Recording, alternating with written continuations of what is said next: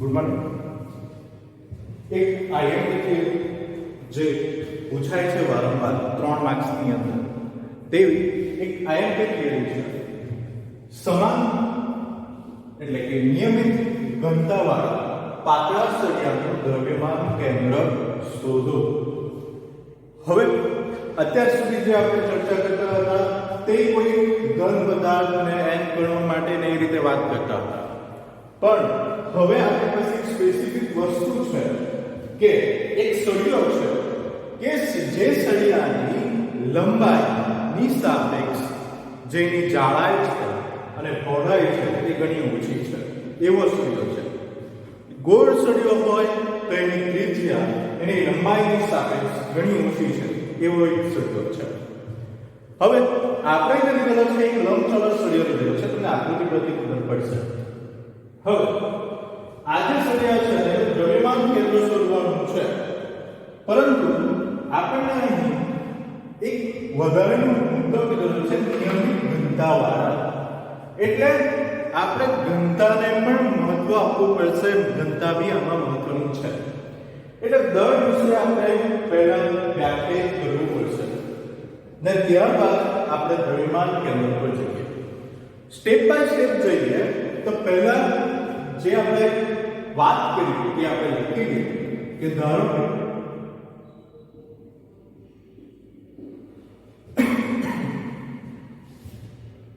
આપણને જે કીધેલું છે કે સમાન લેમ્બડા આપણે ધારી લઈએ કે લેમ્બડા કોઈ ઘનતા છે, એટલે લેમ્બડા નિયમિત ઘનતા વાળો લંબચોરસ સળિયો કે જેની લંબાઈ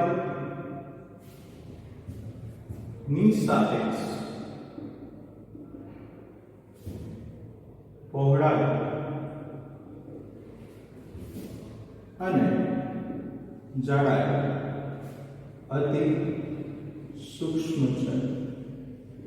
સમજ પડે ને શું કહેવા માંગુ છું? એની લંબાઈ એટલી બધી છે કે તેની સાપેક્ષ એની જાડાઈ અને પહોળાઈ અવગણી શકાય, એટલે કે ખૂબ જ સૂક્ષ્મ છે એવું આપણે ધારવાનું છે.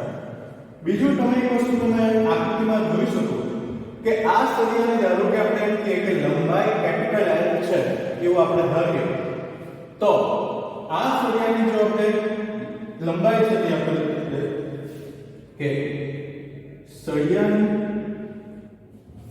લંબાઈ કેપિટલ L છે અને દળ વિશે જે આપણે લખવું પડશે કુલ દળ કેપિટલ M છે.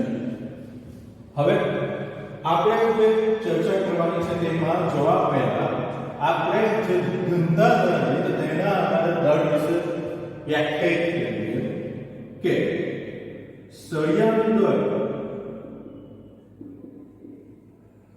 બરાબર શું થાય? તો દળ બરાબર થાય શું થશે? યાદ કરો શું થાય? તો અહીં જે આપણું સૂત્ર શું થાય? તો આપણને ખબર છે કે ઘનતા બરાબર દળ ભાગ્યા કદ થાય. તો અહીં દળ છે તો ઘનતા ગુણ્યા કદ થશે. હવે કદમાં તો ખાલી લંબાઈ લેવાની છે. કેમ? તો આપણે શું કીધું છે કે એની લંબાઈની સાપેક્ષ એની પહોળાઈ અને જાડાઈ સૂક્ષ્મ અતિ સૂક્ષ્મ હોય કે જેને આપણે અવગણી શકીએ. તો n બરાબર આપણે લખી શકીએ લેમ્બડા ઇન્ટુ L. શું લખી શકીએ? લેમ્બડા ઇન્ટુ L એટલે કદમાં શું આવશે? ખાલીની લંબાઈ આવશે. સમજાય? હવે બીજું આને આપણે કોઈ સમીકરણ નંબર આપી દઈએ 1. બીજું અન્ય જો આપણે ચર્ચા કરીએ તો કે આ જે છે તે કુલ દળ છે. હવે આપણે તમે આકૃતિમાં જો તો આગળની થિયરીના આધારે આ કોઈ ઘન પદાર્થ છે તો એના સૂક્ષ્મ ભાગો ધારવા પડે. તો એવા બે સૂક્ષ્મ ભાગો ધારેલા છે. એક નિયમ આ બાજુ ધારેલો છે અને એક નિયમ આ બાજુ ધારેલો છે. હવે આને કેવી રીતે સળિયાને મૂકવામાં આવેલો છે?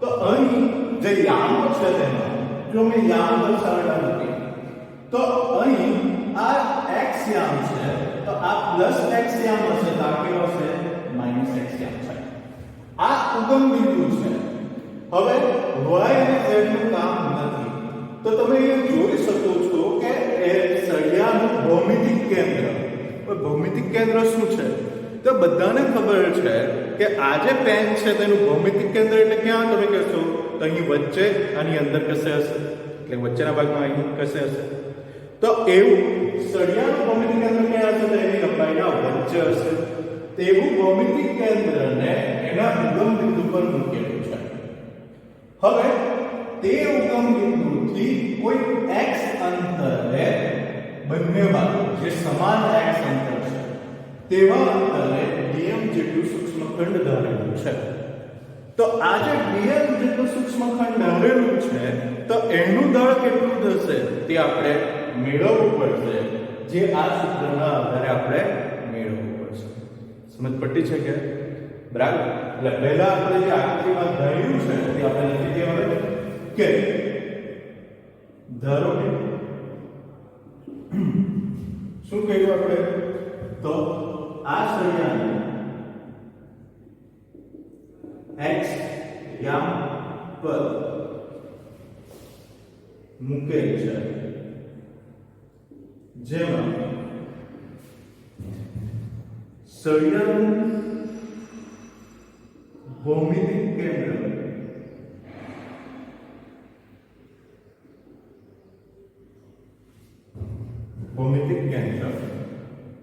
ઉગમ બિંદુ પર રાખેલું છે સમજાય બધાને ભૌમિતિક કેન્દ્ર ક્યાં રાખેલું છે ઉગમ બિંદુ પર હવે તમે વિચારી શકો કે એનું ભૌમિતિક કેન્દ્ર જે છે તે ઉગમ બિંદુ પર રાખેલું છે મોસ્ટ ઓફ ના કેસમાં ઘન પદાર્થમાં જેમાં દળ એક સરખું વિતરિત થયેલું છે આપણે કીધું છે સમાન નિયમિત ઘનતાવાળા તેવા કેસમાં શું થાય તો એવા કેસની અંદર જેનું ભૌમિતિક કેન્દ્ર હોય એ જ એનું દ્રવ્યમાન કેન્દ્ર થાય સમજાય એટલે એના આધારે આપણે આગળ થિયરી સાબિત કરવાની છે તે પહેલા આપણે જે ધાર્યું છે તે લખીએ કે dm સૂક્ષ્મખંડ ધારેલો છે તો ધારો કે dm જેટલું સૂક્ષ્મ દળ ધરાવતો એક ખંડ ઉગમ બિંદુથી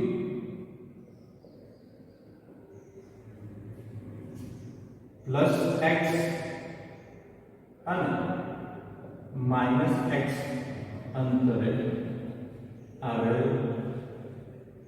છે બરાબર છે હવે એનું દળ આપણે મેળવવું પડશે કે સૂક્ષ્મખંડનું દળ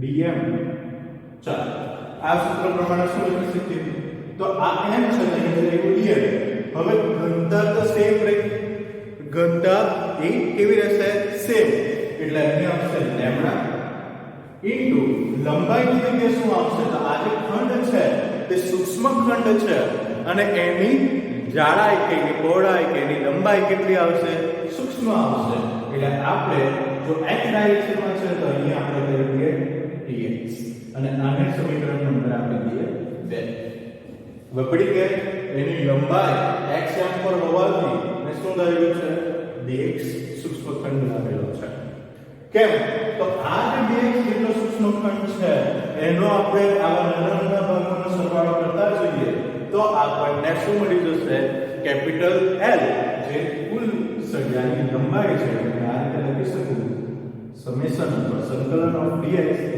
શું લખી શકું L બરાબર જેવા સૂક્ષ્મ ખંડોનો સરવાળો કરતા આપણને શું મળશે કુલ સળિયાની લંબાઈ મળશે હવે આગળ જઈએ તો આપણે આગળની થિયરીમાં જેમ ધારેલું કે જો દ્રવ્યમાન કેન્દ્ર એ ઉગમ બિંદુ પર હોય તો શું થાય તો આપણે લખેલું કે r x y z શું લખેલું 0.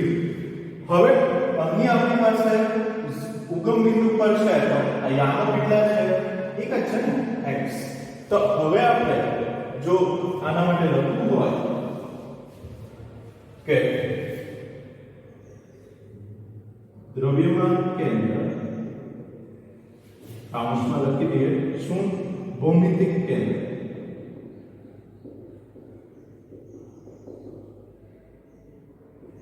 ઉગમ બિંદુ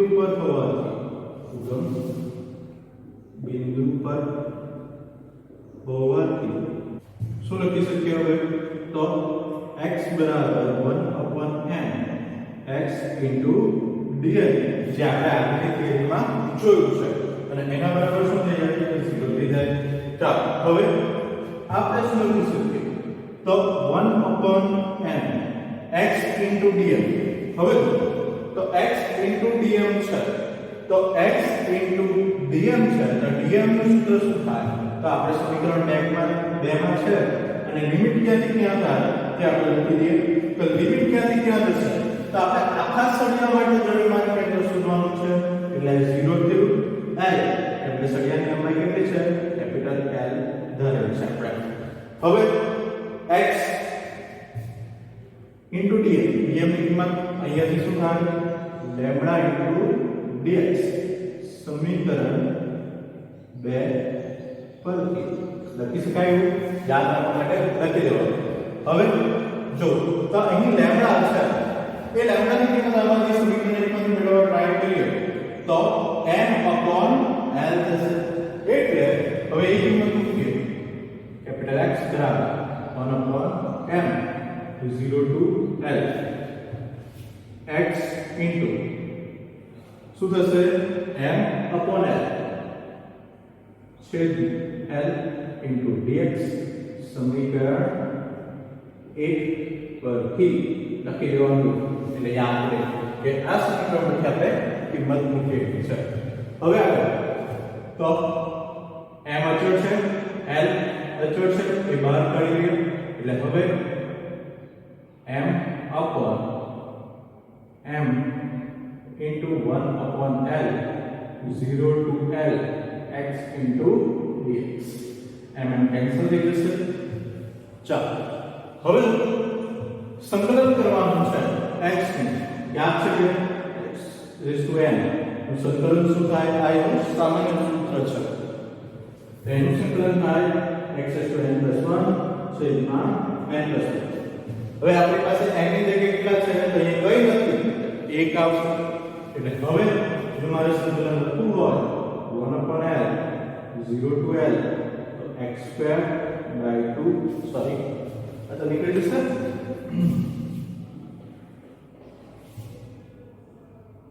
હવે આ રીતે લખવું પડશે x²/2 0 to l બરાબર છે. હવે કેવી રીતે આવ્યું તો 1 હતું 1 + 1 2 છેદમાં n + 1 એટલે 1 + 1 એટલે 2 થઈ જશે એટલે આ સૂત્ર પ્રમાણે આવી ગયું. હવે આગળ લિમિટ મૂકવાની પહેલા અપર લિમિટ પછી લોઅર ઉપર l છે 1/l l²/2 -0 કેમ કે લોઅર લિમિટ 0 છે. હવે x² બરાબર l²/l into 2 છે એટલે કે l નીકળી જશે એટલે x બરાબર આવશે l/2. તો આના ઉપરથી આપણને સાબિત મળે છે કે એનું ભૌમિતિક કેન્દ્ર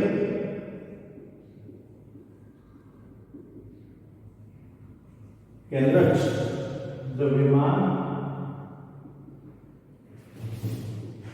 કેન્દ્ર છે. સમજાય કે હવે આના ઉપરથી આપણને આ સાબિતી મળી. પરંતુ તમે વિચારી શકો કે એવા તો ઘણા બધા પદાર્થો છે કે જેના એના ભૌમિતિક કેન્દ્ર છે શું હશે એના દ્રવ્યમાન કેન્દ્ર હશે. એક ઉદાહરણ આપું તમને તો આ એક પેન છે તો એ પેનનું ભૌમિતિક કેન્દ્ર ક્યાં તો તમે વિચારશો કે આની લંબાઈના અડધે અને આની વચ્ચે હશે. આની જાડાઈ છે થોડી તો એની વચ્ચે હશે કેન્દ્ર આખું. સમજાય ને તો એ જ એનું દ્રવ્યમાન કેન્દ્ર હશે. હવે તમને બીજું એક ઉદાહરણ આપું તો આ એક પાટિયું છે તો આ પાટિયાનું દ્રવ્યમાન કેન્દ્ર ક્યાં? તો તમે તરત જ વિચારશો કે આની લંબાઈના અડધે અને એની પહોળાઈની અડધે, એટલે કે વચ્ચે કશે સમજ પડે. તો એનું ભૌમિતિક કેન્દ્ર એનું દ્રવ્યમાન કેન્દ્ર થાય છે. એવા ઘણા બધા ઉદાહરણો તમને આપેલા છે એ કોઠાની અંદર તમે જોઈ શકો, જેની અંદર શું આવશે? તો એક ગોળો, કોઈ પણ ગોળો હોય, વર્તુળાકાર ગોળો હોય, તો એનું ભૌમિતિક કેન્દ્ર જે હશે તે જ એનું દ્રવ્યમાન કેન્દ્ર થશે. સળિયો તો આપણે જોઈ લીધો. એ રીતે કોઈ સમઘન હોય, સમઘન મને ખબર પડે ને, એ સમઘન હોય, એ સમઘનના જે ભૌમિતિક કેન્દ્ર હશે ત્યાં જ એનું દ્રવ્યમાન કેન્દ્ર હશે.